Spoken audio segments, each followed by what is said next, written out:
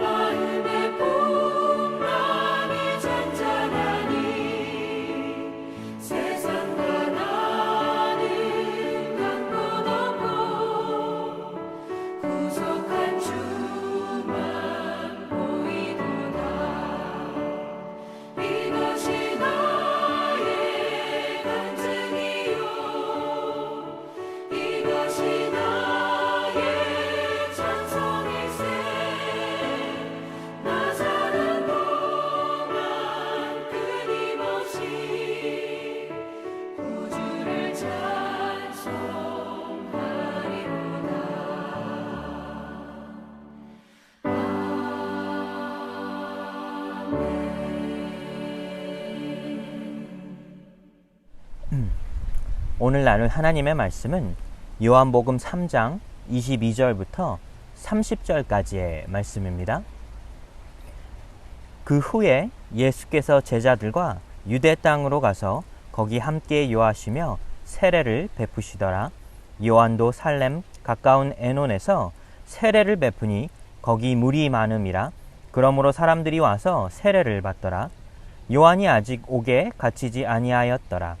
이에 요한의 제자 중에서 한 유대인과 더불어 정결 예식에 대하여 변론이 되었더니 그들이 요한에게 가서 이르되 랍비여, 선생님과 함께 요단강 저편에 있더니 곧 선생님이 증언하시더니가 세례를 베풀매 사람이 다 그에게로 가더이다. 요한이 대답하여 이르되 만일 하늘에서 주신 바 아니면 사람이 아무것도 받을 수 없느니라.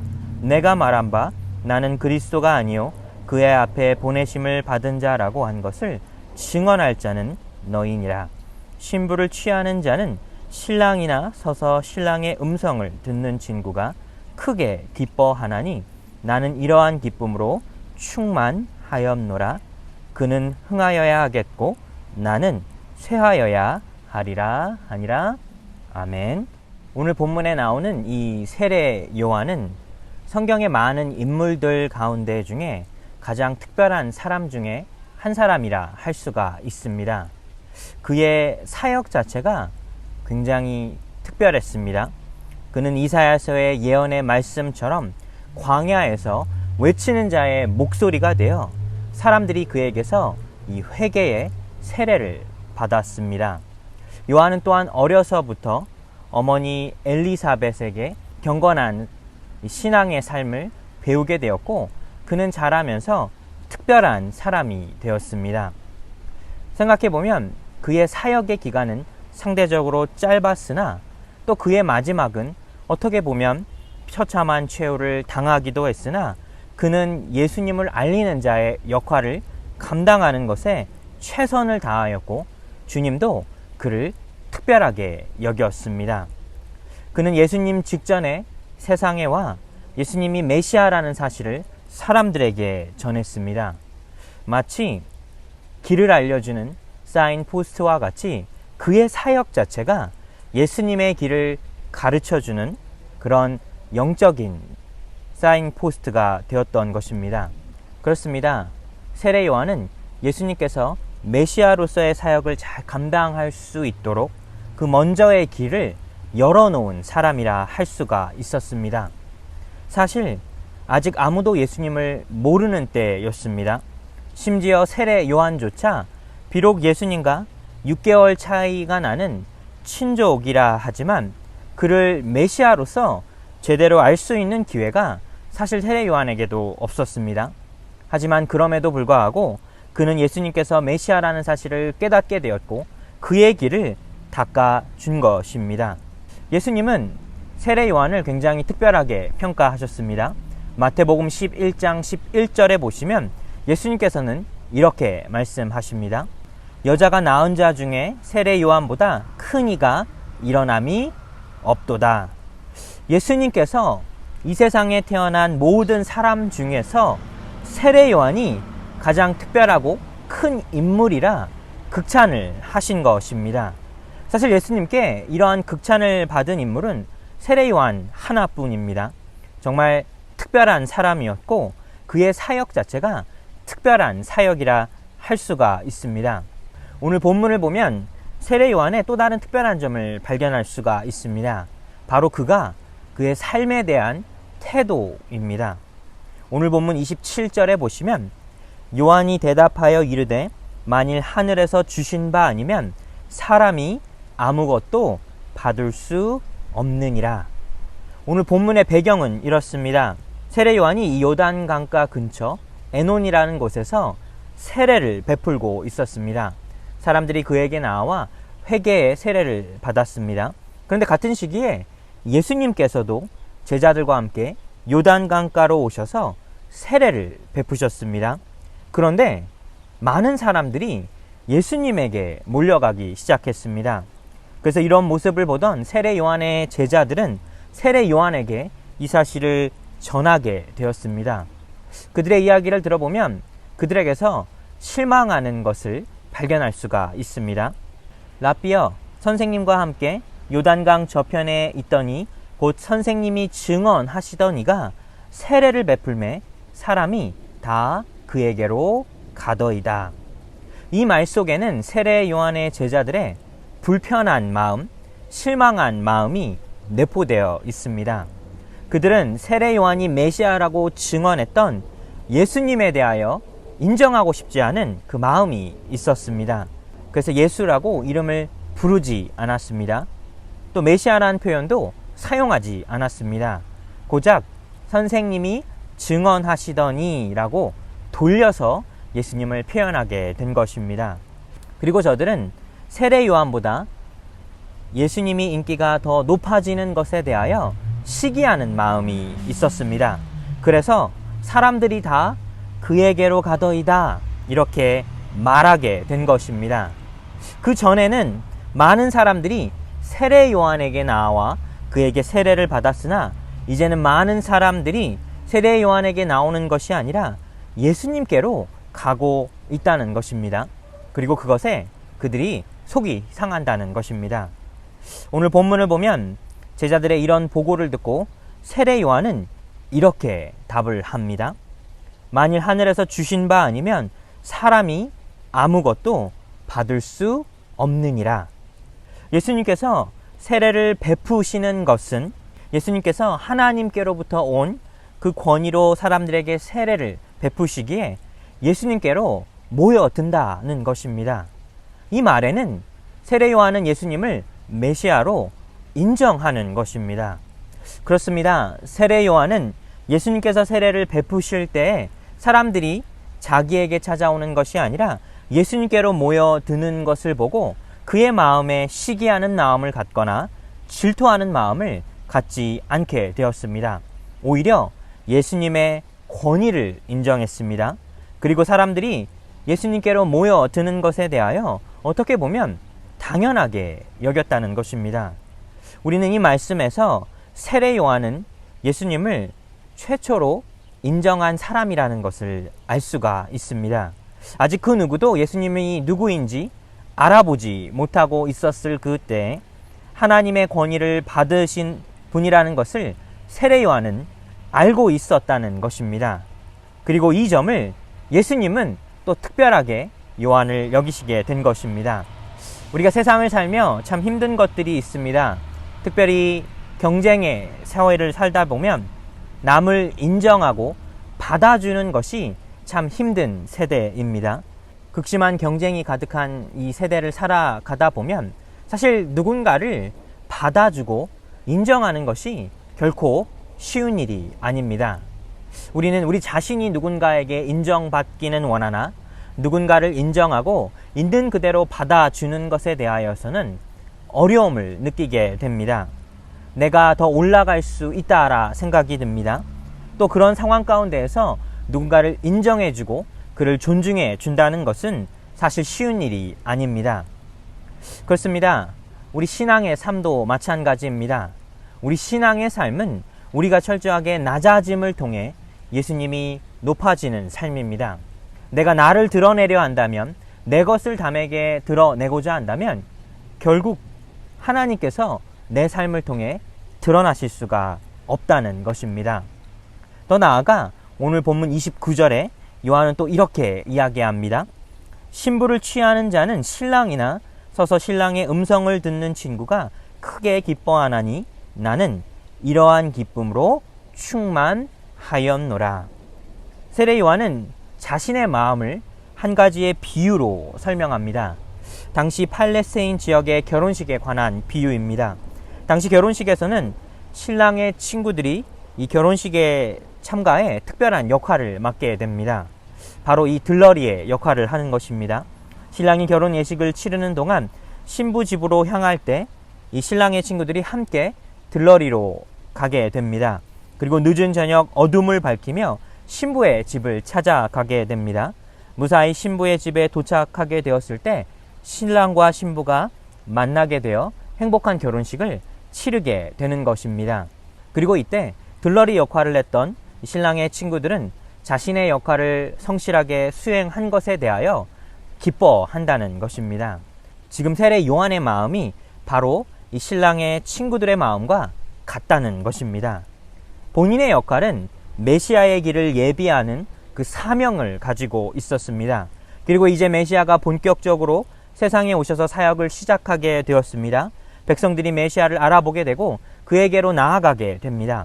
그리고 그 모습을 지켜보는 이 세례 요한은 마치 신랑의 친구들처럼 자신의 역할을 충실히 감당한 것에 대하여 기뻐했다는 것입니다. 사실 세례 요한에게 이 인간적으로 한번 생각해 보면 그는 기뻐할 일이 하나도 없습니다. 그의 인기가 점점 식어가고 있기 때문입니다.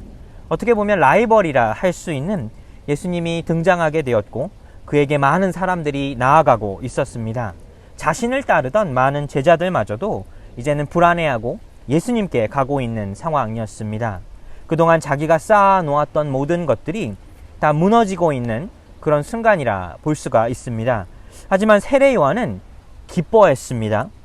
오늘 본문을 보면 기쁨이 충만했다 했습니다. 보통 기뻐한 것이 아니라 그의 마음에 이 기뻐하는 마음이 가득했다는 것입니다. 도대체 세례 요한은 무엇 때문에 어떻게 그가 이렇게 기뻐할 수가 있었을까요? 그것은 그가 사명자였기 때문입니다. 세례 요한은 자신의 사명에 대하여 분명한 그림을 가지고 있었습니다.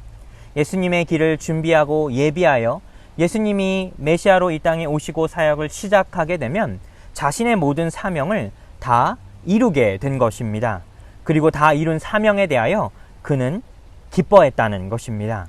사명자로서의 삶을 살며 그의 사명이 이루어지는 그 점에서 그는 그의 마음속에 기쁨이 생겼다는 것입니다.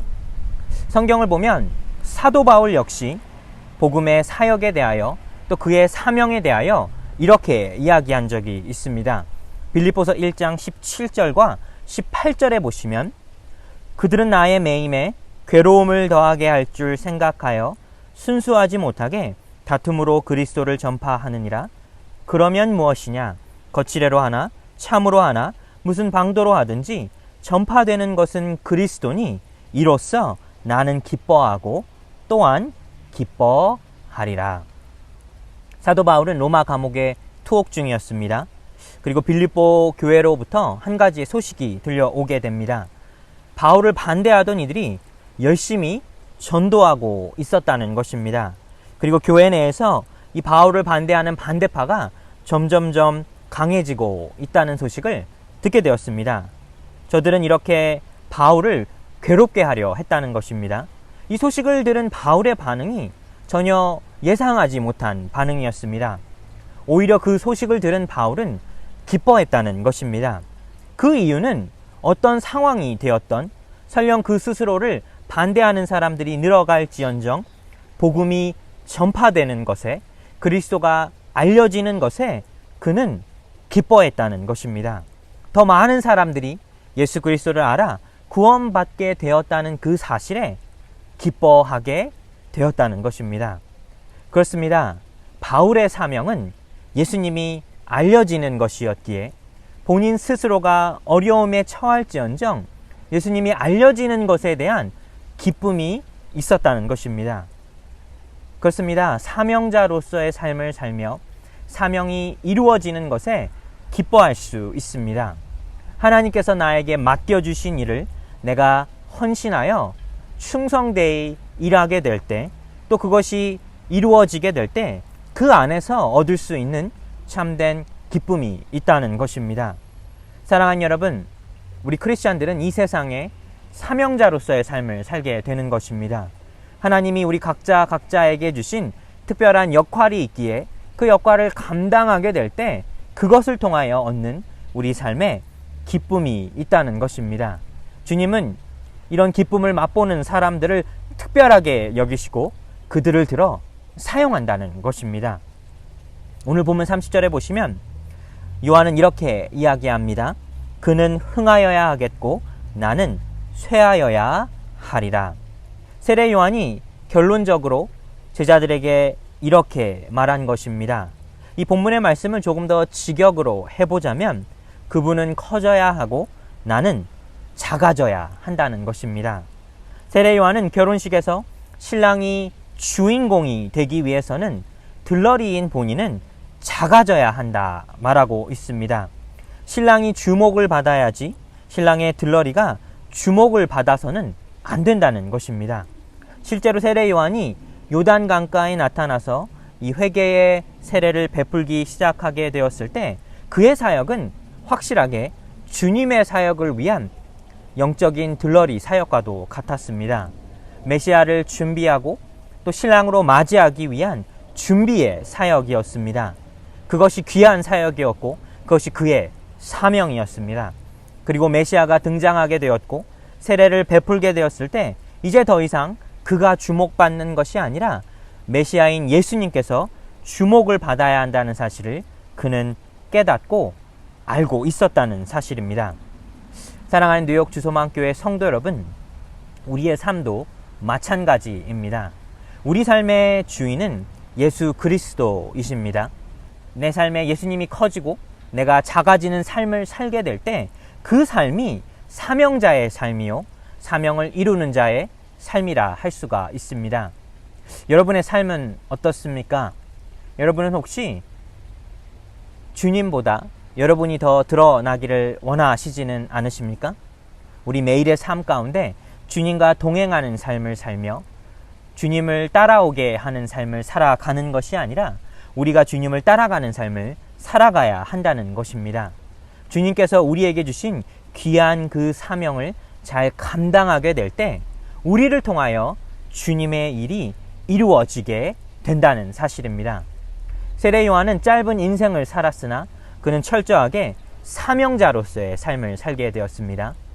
우리도 사명자의 길을 걷고 사명자의 삶을 살게 된다면 주님께서 우리도 동일하게 귀하게 여겨주시며 우리 삶을 보존하여 주시고 지켜주신다는 사실입니다. 한 주간의 삶을 사시면서 세례 요한처럼 우리가 드러나는 삶이 아닌 우리를 통하여 예수 그리스도가 드러나는 삶을 살게 되시는 여러분의 삶이 되시기를 예수님의 이름으로 축복하여 드립니다. 기도하겠습니다. 사랑의 하나님 감사합니다. 주님이 우리 삶을 통하여 더 흥하게 하시고 더 커지게 하여 주시옵소서. 우리는 작아지고 예수님은 커지는 우리 사명자로서의 삶을 살게 하여 주시옵소서. 주님께서 우리를 붙들어 주시고 함께하여 주실 것을 믿으며 이 모든 말씀 우리 구주 예수님의 이름으로 기도드렸습니다. 아멘.